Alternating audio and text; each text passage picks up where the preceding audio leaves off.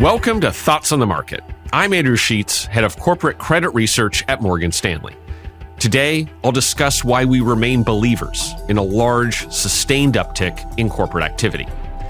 It's Friday, November 15th at 2 p.m. in London. We continue to think that 2024 will mark the start of a significant multi-year uplift in global merger and acquisition activity, or M&A. In new work out this week, we are reiterating that view. While the 25% rise in volumes this year is actually somewhat short of our original expectations from March, the core drivers of a large and sustained increase in activity, in our view, remain intact. Those drivers remain multiple. Current levels of global M&A volumes are still unusually low relative to their own historical trend or the broader strength that we see in stock markets.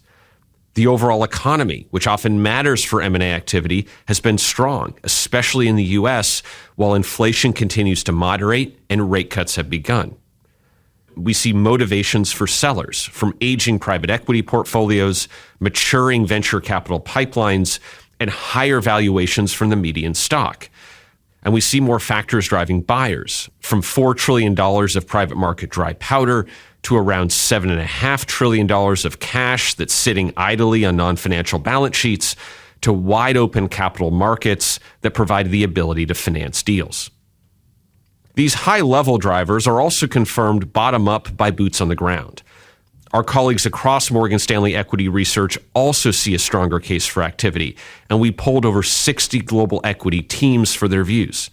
While the results vary by geography and sector, the Morgan Stanley equity analysts who cover these sectors in the most depth also see a strong case for more activity. The policy backdrop also matters.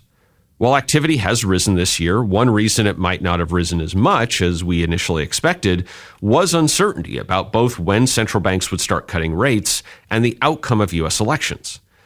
But both of those uncertainties have now, to some extent, waned. Rate cuts from the Fed, the ECB, and the Bank of England have now started, while the red sweep in U.S. elections could, in our view, drive more animal spirits. And Europe is an important part of this story, too, as we think the European Union's new approach to consolidation could be more supportive for activity. For investors, an expectation that corporate activity will continue to rise is, in our view, supportive for financial equities. Where could we be wrong?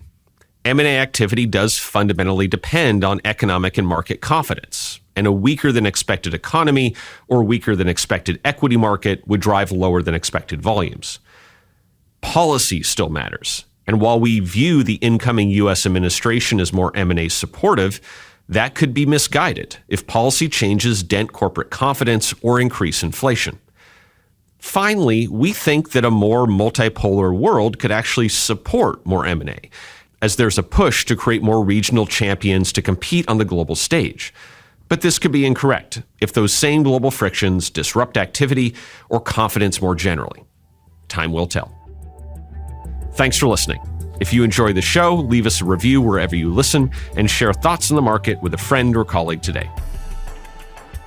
The preceding content is informational only and based on information available when created.